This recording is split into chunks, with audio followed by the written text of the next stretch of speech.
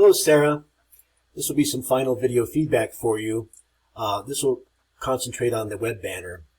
If you have any problems coming up or in the next 2 weeks, don't hesitate to reach out.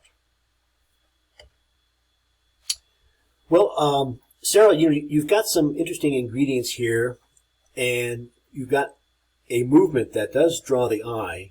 I know this is new for everybody, well, for many people here. So just be objective when you analyze your banner. First thing I would say is that perhaps the name of the resort isn't predominant enough. The other thing too is that although I see that you've used your type manipulations probably from a couple weeks ago, remember that this needs to look like the print ad as well. So if you haven't used this type on the print ad, I would probably not use it on the web banner, or use something similar on the print ad. I think you understand what I mean. Now this lily or flower that keeps jumping up and down, I like it, but it almost appears animated, like it was a exotic bird of some kind. And consider other kinds of movement. It doesn't have to just move vertically. It can also travel, perhaps somewhat languidly, across the banner.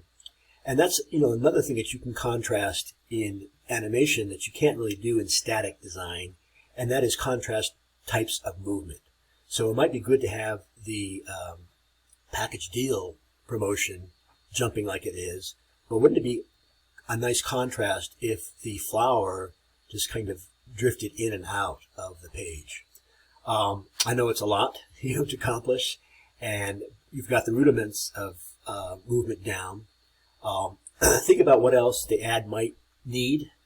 It probably doesn't need a URL because it's generally understood that when you click on it, it will take you to a website. Nonetheless, is there other contact information that you need to provide? I'm going to open up your ad in Photoshop next. Sarah, this is nicely packaged. It's got everything that I need. And it's Adriana Faustino's. What? Okay. Oh, here's where you began. Wow. You've come a long ways, from your print ad, even. Is this the only thing that's in the, no, let's see, here's more.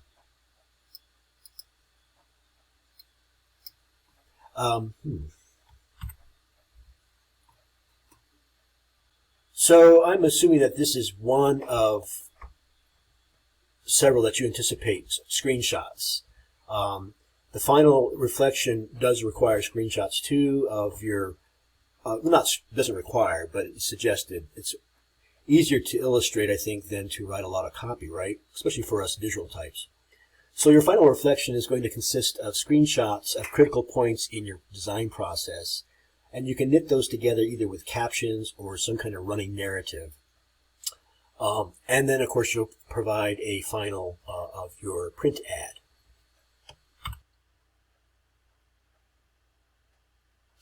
Sarah, this is the message I get, which suggests to me that your images are linked rather than embedded.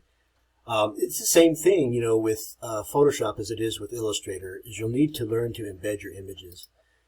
But that's okay. So hopefully this is everything in your web banner. Let me just open this up a little bit here. And let's see, let's roll it back to the beginning and loop it through.